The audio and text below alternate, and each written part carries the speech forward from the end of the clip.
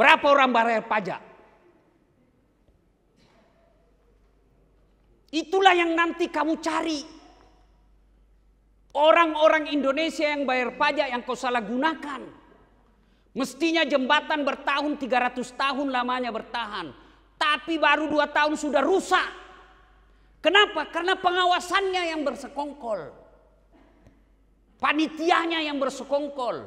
Memang kau dapat duit barangkali miliaran. Tapi percaya miliaran itu tidak berkah. Berapa lama kau hidup?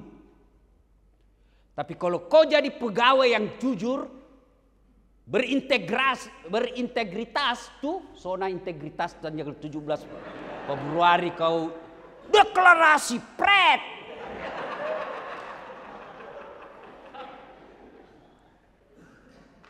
Integritas itu bukan dideklarasikan, tapi diamalkan. Perintah agama itu. Saya tahu saya pegawai honor di sini, tapi hargai Kak. Bukan uang saya cari di sini, saya mau bekerja. Jangan kau mentang-mentang kau anggap saya pegawai honor, mau kau hina-hina saya punya kuasa ini di sini. Kau boleh hina diriku, tapi pekerjaanku jangan. Itu namanya integritas. Tapi jangan kau pikir setan diam. Goda kau. Alemi.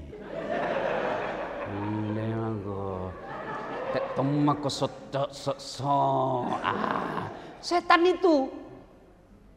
Tapi begitu kau berhasil dan keluar dari pintumu, kau akan berkata, Alhamdulillah, dia tidak bisa beli saya meskipun saya rakyat jelata. Tapi biar dia setingkat menteri, sekjen, dirjen, tapi bisa dibeli harga dirinya, kau hina di hadapan Allah. Wahai orang-orang yang beriman, masuklah engkau ke dalam Islam secara sempurna. Sempurna itu kalau diundang pengajian datang bukan karena takut sama kepala balai. Tapi betul-betul karena kita merasa butuh dengan sentuhan iman. Dan janganlah engkau ikuti langkah-langkah setan. Dan ternyata Pak Kepala Balai ini banyak setan di tengah-tengah kita. Setannya bukan pocong, bukan popo. Tapi apa setan yang ada di tengah-tengah kita bentuknya handphone. Orang sudah ceramah masih juga sibuk. Simpan saimi dulu itu HP-mu. Dengar dulu ceramah. Selama Bapak pegang HP, pasti itu tidak dengar ceramah. Biar Bapak shooting, pasti tidak dengar ceramah. Begitulah cara setan menggoda kita. Pegang HP-mu. Sudah pegang, bukai. Ada WhatsApp-mu, balasi. Setan itu. Nah kau tidak akan rugi kalau kau simpan dulu 30 menit dengan ceramah. Sudah itu terserah biar mau kau sampai subuh. Simpan dulu HP-nya di. Yang ibu-ibu pegang terus HP-nya selama saya ceramah, saudara doakan suamimu kawin lagi. Cidak kok, si mau kok. Tunggu dulu, ini gaspol atau rem-rem? Serius kok? Nah, pertama, itu ada cerita penghuni neraka sama penghuni surga baku WhatsApp. Toh? Nah bilang penghuni surga, bagaimana kabarmu di situ? Dia bilang, enak kami ini di surga. Belum diminta, baru dalam hati ada nih. Dan 1 laki-laki, 7 bidadari. Ini perlu saya jelaskan. Kenapa Allah ketika memberi hadiah kaum laki-laki, itu selalu dijanji dengan bidadari sampai 7. Kenapa? Karena memang fitrahnya, hukum dasarnya, nalurinya laki-laki senang itu. Ini saja yang sudah muka pensiun. Kasih masih bisa Pak. Iya, tidak ada menyerahnya itu laki-laki. Lalu perempuan kenapa tidak disebut dikasih hadiah bidadari? Tanya itu perempuan kalau usia 60 masih mau menikah. Nggak nak pikir itu nafsu. Tapi 70 tahun kasih emas masih mau. Maka hadiahnya selalu dicerita perhiasan. Hadiahnya selalu diberikan perhiasan-perhiasan. Maka fitrahnya perempuan senang perhiasan. Jadi kalau istrimu di rumah suka marah-marah, pasti kurang perhiasannya. Maka kurangi pembeli HP-mu, tambahi perhiasannya, berhenti itu marah. Pasti marah kalau kau pakai iPhone 14, baru dia kau kasih emas palsu. Ya? Nah, Nabi bilang penghuni surga nyaman memang tongi di sini. Terus Nabi bilang penghuni neraka surga, kau ya bagaimana di situ? Nggak aca. Nggak ada enaknya di sini. Di blender jeki terus. Tidak ada jam istirahat, dibanting, dilipat, pokoknya nggak ada enaknya. Nabi bilang penghuni neraka, boleh kami jalan-jalan ke situ? Nabi bilang boleh Ji, sini kok. Bagaimana caranya Di? Oh, penghuni neraka kan kreatif. Banyak orang pintar di dalam. Loh, gampang, nanti kami yang pikir. Bagaimana caranya? Kami dari neraka bikin jembatan. Kamu dari surga juga bikin jembatan. Kita ketemu di tengah. Bagaimana? Setuju? Setuju. Lelang proyek. Keluar pemenang tender. Waktu pekerjaan 3 hari. Hari pertama jembatan dari neraka sudah selesai tahu 50%. Hari kedua 70% tuntas. Hari ketiga selesai 100%. Tepat, efisien, efektif. Sampai di tengah ini proyeknya dari neraka. Nah lihat kenapa belum mulai proyeknya ini dari surga? Dia teriaklah, "Oi, kenapa belum mulai proyekmu? Kita sudah sampai di tengah sesuai perjanjian." Nabi bilang dari surga, bagaimana mau dimulai? Kontraktor, pengawas, panitia, pemborong ada semua di situ.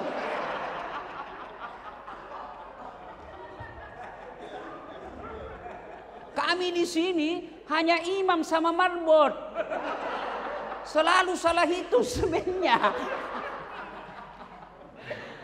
Nah, ini kelakar, tapi kita harus mengambil hikmah dalam. Kantor ini saya tahu banyak kok pemborong di sini. Pegawainya tidak, tapi sekutu dengan pemborong. Apa Allah marah? Tidak. Kau mudahkan pekerjaannya orang, pahala. Kau mempersulit pekerjaan orang, dosa. Yang mestinya bisa dikerja 1 hari, tapi kau sengaja persulit supaya ada pelicinnya, dosa. Dan penghasilanmu kau kasih makan anak istrimu haram, maka anakmu tidak taat, istrimu tukang ngomel. Itulah efek dari kau dapat 5 juta secara halal, haram. Apa Allah haramkan kamu mempermudah urusan orang? Bagus. Kau bersekutu dengan kontraktor, mudahkan pekerjaan mereka, baik. Tapi dengan catatan, tegur ketika dia salah. Jangan begitu rapat pertemananmu, sudah tahu salah dan kau biarkan, kamu juga ikut berdosa. Dalam hukum pidana namanya ikut serta. Dalam hukum Islam namanya asariku pisarru sarri. Bersekutu dengan jahat-jahat pula hukumnya. Pak Kepala Balai tahu ini anak buahnya nakal ini. Misalnya dia tahu, kalah ini, culas ini orang ini. Dan dibiarkan, di akhirat Pak Kepala Balai juga dapat pertanyaan. Maka hati-hati. Berapa lama Bapak hidup? Berapa lama Bapak hidup? Pikir minta mantap waktu musim Covid pasti ada yang lewat toh. Untung Allah masih tolong kasih kesempatan berbuat baik. Bayangkan kalau hidup tak umur pendek, dosa banyak, pahala kurang. Merasa masih lama hidup. Siapa janji kok? Maka sebaiknya jadikan pekerjaanmu ini sebagai amal. Selama selalu kau pikir bekerja cari pangkat jabatan, pasti capek. Ketika jabatan itu kau tidak dapat, kecewa. Pasti sakit hati kau toh. Wah, mestinya nak senior dari dia. Dia baru 5 tahun promosi nih. Nak 9 tahun mendapat promosi. Betul kau 9 tahun, tapi otakmu Pentium prosesornya prosesor 1. Lambat kau loading. Sudah Pak Kepala. Mana? Belum di print. Belum sudah namanya itu dong.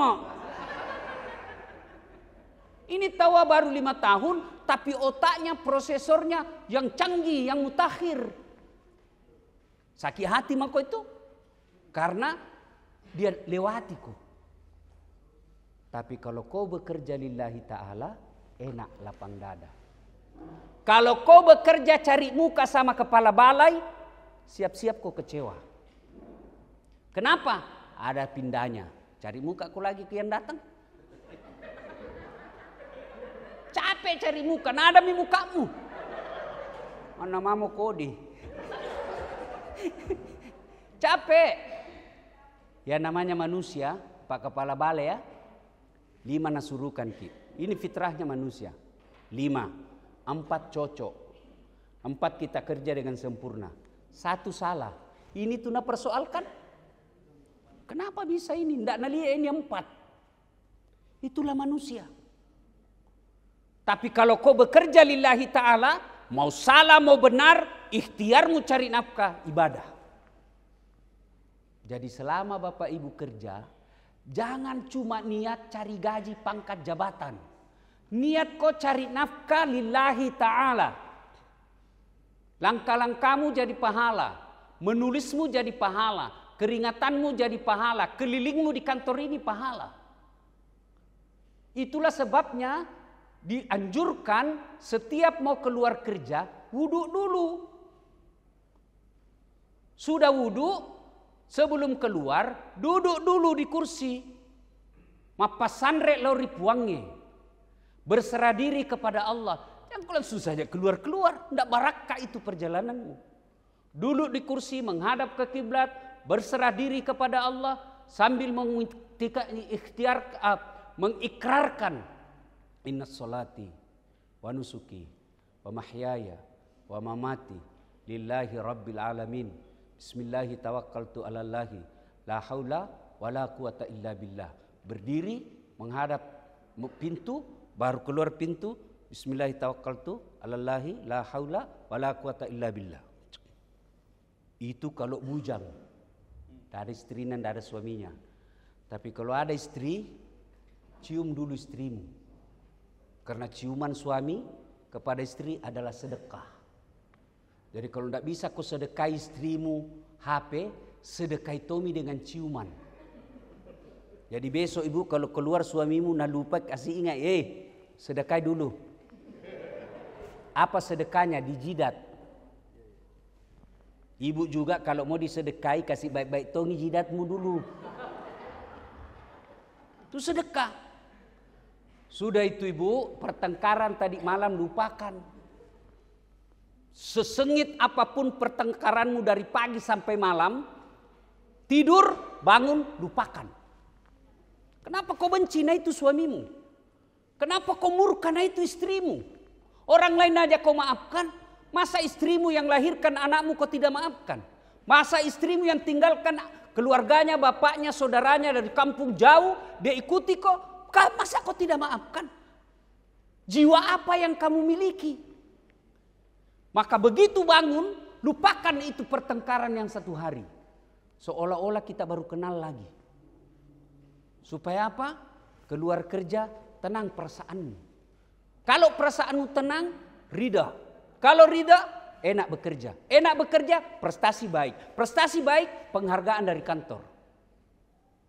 Pekerjaan baik, amal jariahmu juga baik karyanya. Tapi kalau hatimu gelisah, kerja tidak baik. Kerja tidak baik, hasil jelek. Hasil jelek seadanya, maka apa yang kamu buat biasa belum diresmikan sudah runtuh. Apa yang kamu dapat cuma dosa. Maka setiap mau keluar rumah, baik-baik sama istri. Peluk, Minta maaf kalau ada salah, itu laki-laki minta maaf sama istrinya. Bukan bilang gengsi dong. Masa saya laki-laki minta maaf? Itu egois namanya. Kalau dia salah, berjiwa besar. Saya pemimpin, saya laki-laki, saya kepala rumah tangga. Saya harus kasih contoh. Saya minta maaf kalau saya salah. Kita juga ibu, kalau sudah begitu jantung maki ulangi. Sudah dimaafkan diulang. Dan kalau suami sudah minta maaf, lupakan mi. Jangan 5 tahun mi lewat masih naingat ki. Bukan cuma masih naingat, naulangi terus. Kayak ini perempuan ahli sejarah. Mana 5 tahun tidak lupa. Lagi dibahas, begitu jelas minum lagi 5 tahun lah. Pacetog. Ya. Nah, jangan lupa kalau Anda muslim, setiap mau keluar rumah, kalau misalnya ceklok jam 7, berarti sebelum keluar rumah tidak bisa sholat duha, belum waktunya. Ya kan? Sudah maki wudu. Paling gampang ini wudu. Karena pasti mandi gitu. Pasti mandi sebelum keluar rumah. Mandi, selesai mandi, langsung wudu. Dan enaknya orang ada wudunya sepanjang jalannya, itu ibadah. Karena dia dalam keadaan suci. Ditabrak mobil, matinya dalam keadaan suci. Menghadap kepada Allah dalam keadaan suci. Beda kalau piko dugem. Matimu dalam maksiat, bodoh tunggu ke malaikat, iya mindesan lo kesannya enggak. Ya kan? Maka wudu. Bagi kalian ibu-ibu, jangan pernah keluar rumah kecuali sudah pakaianmu pakaian muslimah. Pakaian muslimah itu bukan sekedar menutup aurat. Tapi yang paling penting, jangan tipis dan berbentuk. Ada pakai jilbab tipis.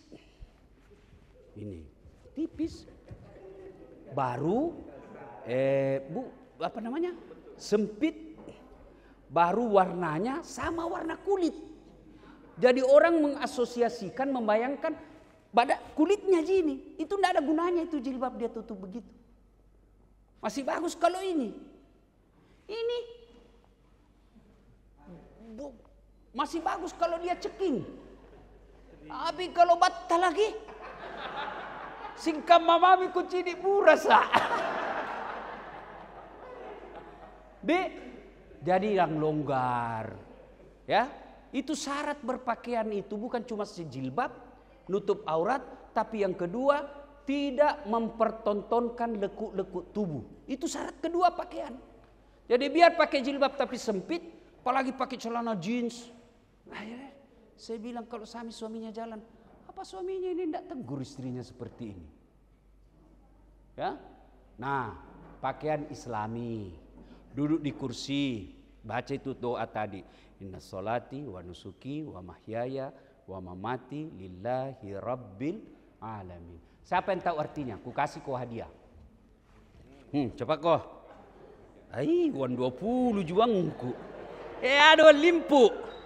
3 lembar. Ayo, siapa tahu artinya? Inna sholati. Naik ke sini.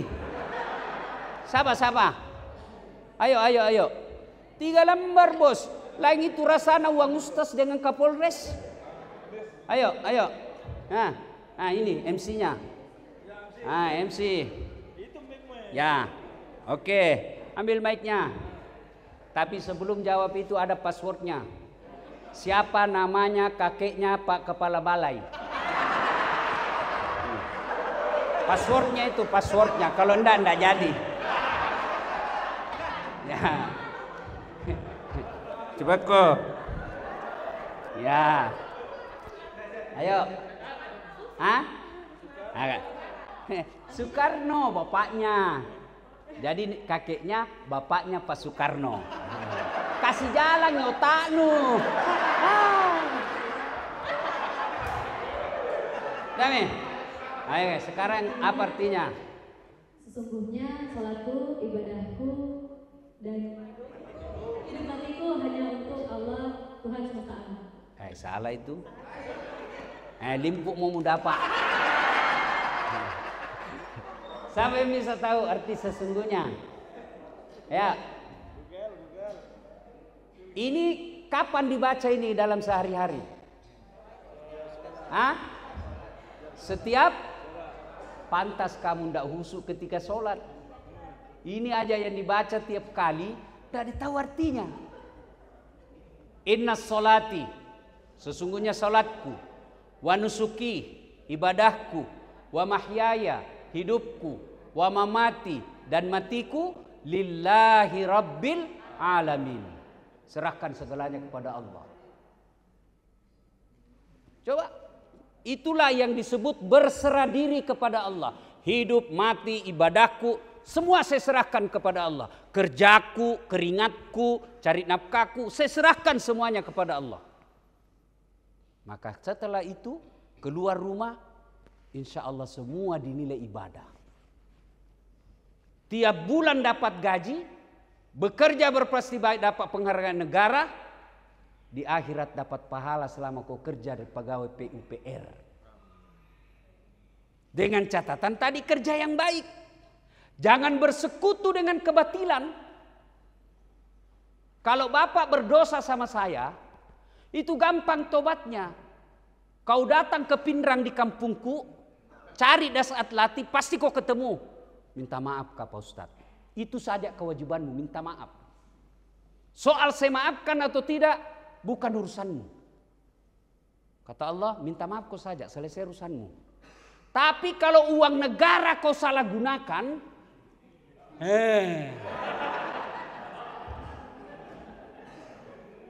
berapa orang bayar pajak? Itulah yang nanti kamu cari. Orang-orang Indonesia yang bayar pajak yang kau salah gunakan. Mestinya jembatan bertahun, 300 tahun lamanya bertahan. Tapi baru 2 tahun sudah rusak. Kenapa? Karena pengawasannya yang bersekongkol. Panitianya yang bersekongkol. Memang kau dapat duit barangkali miliaran. Tapi percaya miliaran itu tidak berkah. Berapa lama kau hidup? Tapi kalau kau jadi pegawai yang jujur, berintegritas tuh, zona integritas dan tanggal 17 Februari kau deklarasi pret.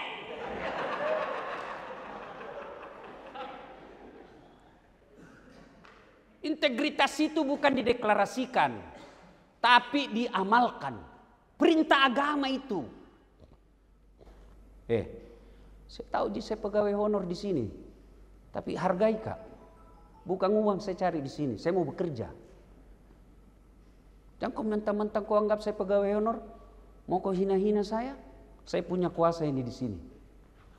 Kau boleh hina diriku, tapi pekerjaanku jangan. Itu namanya integritas. Tapi jangan kau pikir setan diam. Goda kau. Alemi. Lemago. Temak kau setan itu. Tapi begitu kau berhasil dan keluar dari pintumu, kau akan berkata, Alhamdulillah. Dia tidak bisa beli saya meskipun saya rakyat jelata. Tapi biar dia setingkat menteri, sekjen, dirjen, tapi bisa dibeli harga dirinya, kau hina di hadapan Allah. Orang di depanmu begini, kalau di depanmu, begitu dia keluar, ya kan saudaraku, bekerjalah kalian lillahi ta'ala. Enak orang bekerja lillahi ta'ala. Ciri-ciri orang bekerja lillahi ta'ala, dia profesional. Saya heran kalau ada pegawai negeri tidak kerja dengan baik. Apa kurangnya ini pegawai negeri? Malas kau atau tidak tetap jalan gajimu. Coba lihat, kerjamu sudah ada tupoksinya. Kau tinggal mengikuti itu apa ini. Allahu Akbar. Masih malas juga. Yang sudah status pegawai negeri malas. Yang selalu perintah pegawai honor. Nah kamu yang punya tanggung jawab. Sedikit-sedikit, mana itu pegawai honor tadi? Apa kodong itu pegawai honor? Menandi casing. Kau tahu itu laguna pegawai honor? Berakit-rakit dahulu, berenang-renang ke tepian. Sakit-sakit dahulu, susah-susah dahulu, lalu kemudian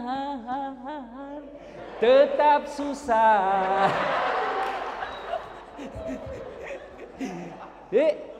Oke? Satu, kerjalah lillahi ta'ala.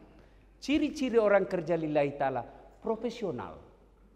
Profesional itu bekerja sesuai dengan aturan-aturan, petunjuk-petunjuk, tepat waktu, efisien, itu profesional. Itu ciri lillahi ta'ala. Yang kedua, orang yang bekerja lillahi ta'ala adalah mereka yang memudahkan urusan orang. Jangan malah persulit. Siapa yang mempersulit urusan hamba Allah, maka Allah akan persulit nanti dia di pengadilan akhirat. Pegang itu. Siapa yang memudahkan urusan hamba Allah di dunia, maka Allah juga memudahkan urusannya di pengadilan di akhirat nanti. Bapak bayangkan itu namanya pengadilan akhirat. Satu loket pengadilan. Satu hakim. Satu pemeriksa. Satu pemutus keadilan. Memeriksa miliaran manusia. Triliunan manusia mau diperiksa. Dan diperiksa satu-satu. Apa? Bayangkan itu Pak. Berapa lama kita harus menunggu? Orang saja mencoblos pemilu satu kompleks jeki. 5 TPS. Kita nunggu dari pagi, sore baru selesai. Padahal itu cuma 500 sampai 500 orang. Ya 300 orang. Gimana itu kalau padahal masih 5 TPS. Masih 5 tempat mencoblos. Masih pakai tenda, dibagikan kue. Bagaimana kalau di Padang Mahsyar? Satu loket menunggu tempat kita. Miliaran manusia diadili satu-satu. Satu orang bisa 1000 tahun diperiksa. Menunggu mangku di situ. Dan menunggu bukan bilang santai-santai kok kaluru. Enggak. Itu ada namanya Padang Mahsyar. Padang Mahsyar itu kata Nabi, seolah-olah panasnya itu matahari tinggal 1 jengkal dari kepalamu. Karena keringatnya banyak, maka ada yang tenggelam gara-gara keringatnya. Tapi ada juga ruang VVIP. Sini ruang umum. Itu ada VVIP. Ber-AC, dilayani bidadari.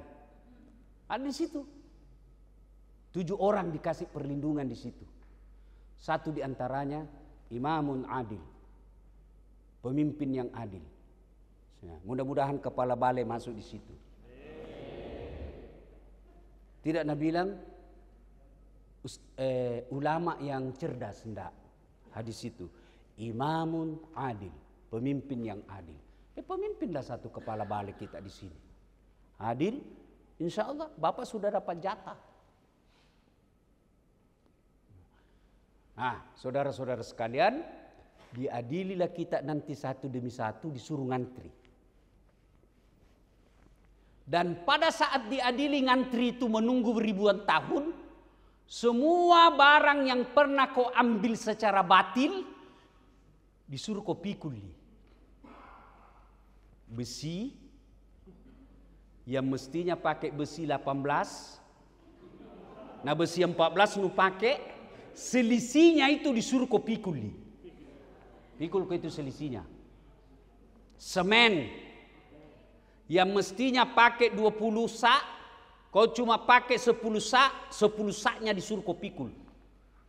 Kerikil, ciping, mesin ketik, printer, kertas, bekas sengnya kantor, gordennya rumah dinas, kulkasnya rumah dinas nu angkut semua, piringnya rumah dinas nu angkut semua. Disuruh kau pikul nanti semua di Padang Mahsyar. Semua yang pernah kau ambil. Tentu orang berpikir bagaimana caranya. Jangan pikir akal. Allah kasih kemampuan pikul nanti di akhirat. Berapa lama kita pikul sampai giliranmu untuk diadili. Maka saudaraku yang pernah ngambil barang-barang negara, yang pernah ngambil barang-barang kantor balai, kasih kembali lalu besok. Yang kau ketawa serius kah ini? Kalau tidak bisa kau sampaikan kepada Pak, pernah dulu hilang laptop di kamar Pak, saya ngambil Pak. Ini Pak, maafkan saya hilang Pak. Saya sudah bertobat ini Pak. Ada manfaatnya di ceramah. Tapi kalau aku tidak mampu sampaikan kepada kepala balai, sudah cukup-cukup saja. Baru aku bilang, ada di komputer.